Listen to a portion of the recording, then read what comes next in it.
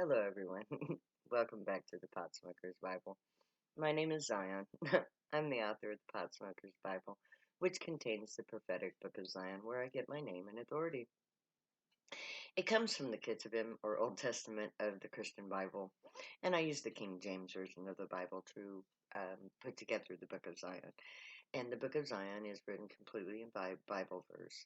So, if you want to see the videos on it, go to Pot Smoker's Bible on YouTube, and the entire book, along with its commentary, the Pot Smoker's Bible, is on video.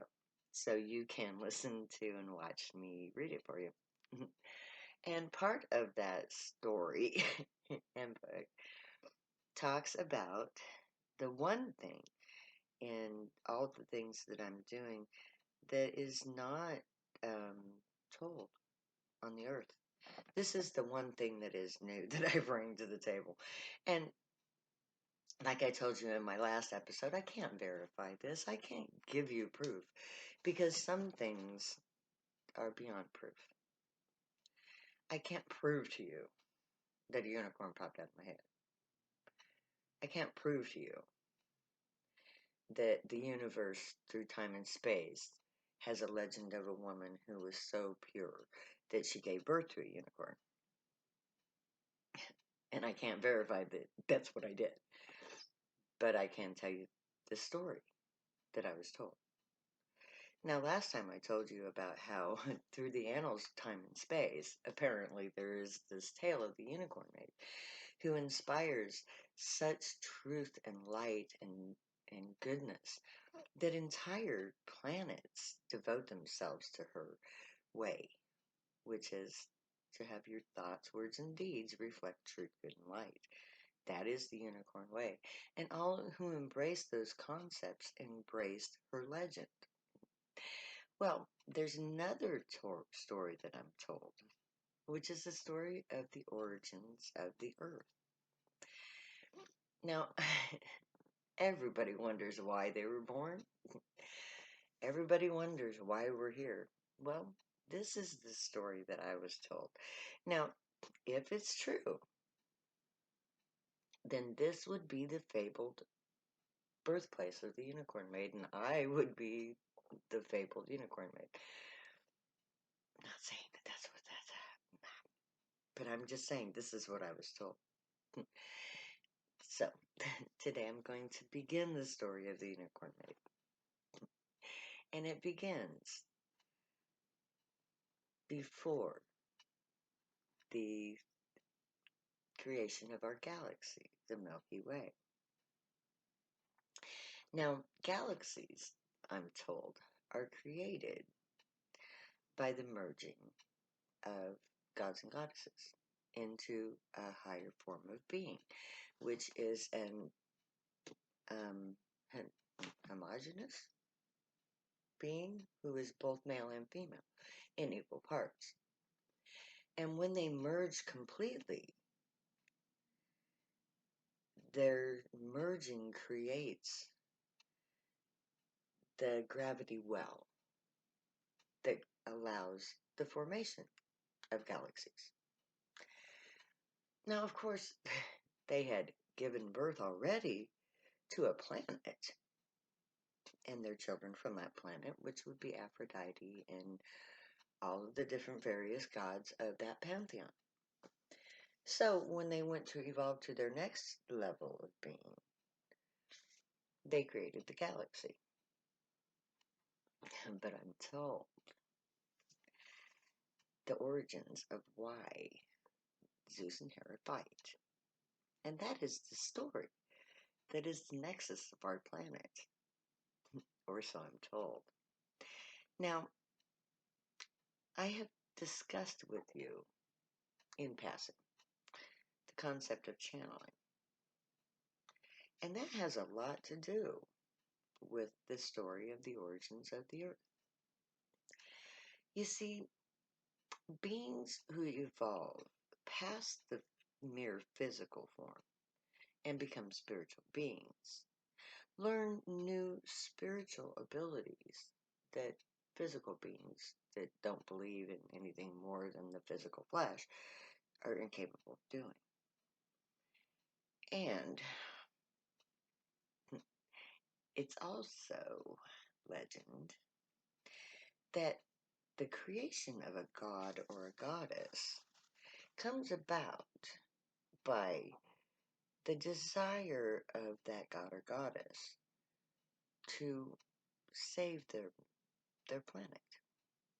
Every planet goes through an evolutionary stage where they have to decide if they're going to be a good planet or an evil planet. Evil planets give birth to dark entities from the life force that is created by the god and goddess who created the planet. When a planet goes dark, it's a terrible thing.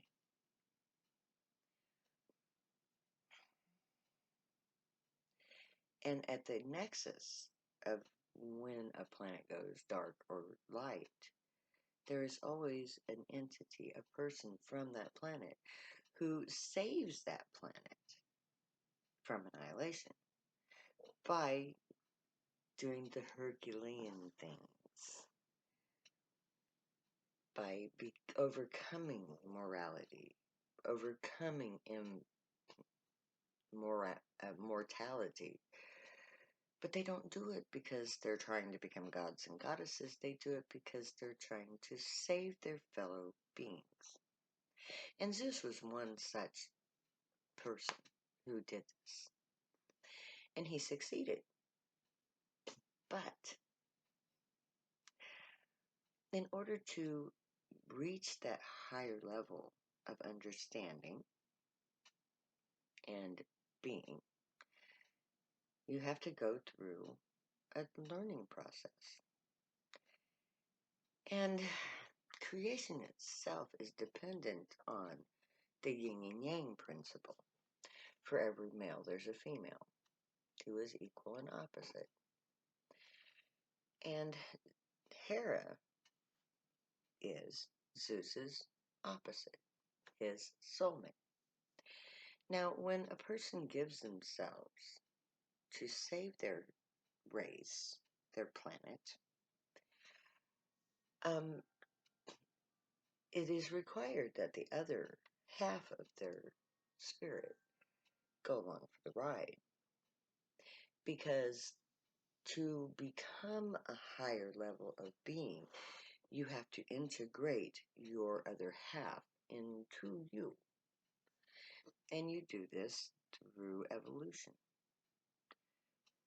And one of those methods is what we call channeling, where one person can channel through another person and interact with a third.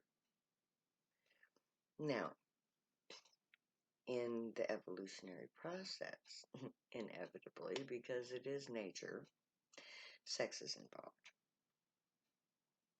Now, during that evolutionary time when the becomer, the person who is becoming divine, gives himself to save others, they are kept separate from their soulmates so that each of them have to go beyond the physical in order to save everybody. So the one person says, I'm going to save my race. Their other half is called upon and given that opportunity too. Do you want to save your race? If that person says yes, then the two are intertwined spiritually, but separated physically, so that they have to grow in spirit and evolve into a higher form of being.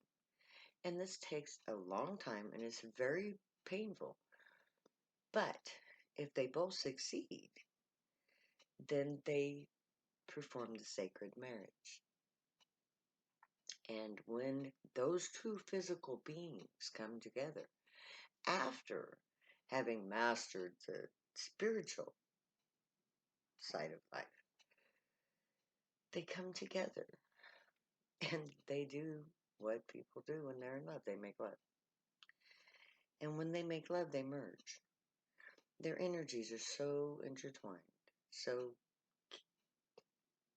evolved, that they mesh and merge and become one. And they evolve into a higher form of being. They're no longer bound by physical necessities. Instead of using matter like fruits and vegetables to sustain their beings, they use this yin yang energy within that generates energy, and they become gods and goddesses. They literally stop dying because their souls are so intertwined that they nurture each other. And there's no longer this physical need because their energy takes the place of the food and the water. And they become immortal. They become gods and goddesses. Now, just because they become one being doesn't mean they're perfectly merged. That doesn't mean that everything about each other is perfect. He is still himself and she is still herself. It's just that they're intertwined so much that they're half of each other. And when Zeus used his channeling abilities with Hera, he was having sex with other women, as our mythology tells us. And as our mythology tells us, that pissed her fucking off. So she merged with them to save the family. They married. They had that sacred marriage where their energies were meshed and merged and they became gods and goddesses and their planet was saved. And they went on to evolve into the galaxy Nexus people. But they never resolved their love. They're bound to each other eternally. They can never separate from each other because they're half of each other. Half of Hera is in Zeus and half of Zeus is in Hera.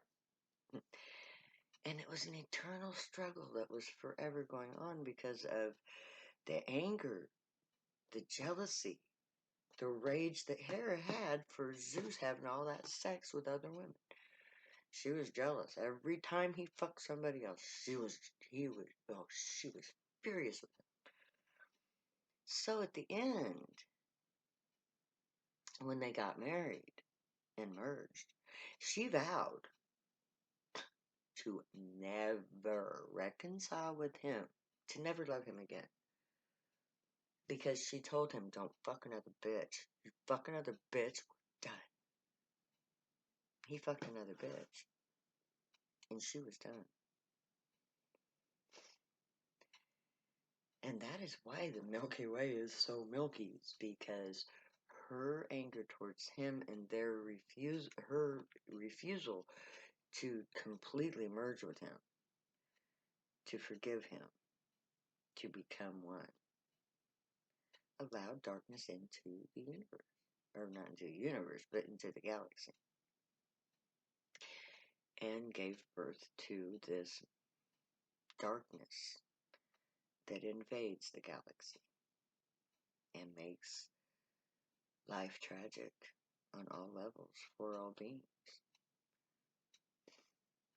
Next time, I'll tell you how Zeus fixed that. So, until then, may the Great watch over you, guide you, protect you, and keep you from all harm. May they teach you right from wrong, and may you be worthy of them. May your words, thoughts, and deeds reflect truth, good, and light, the unicorn way. Be the joy, people. Find your joy. Spread your joy. Know that I love you. Stay happy and high if you use drugs because you have every right and reason to. Later, because I'll never say goodbye.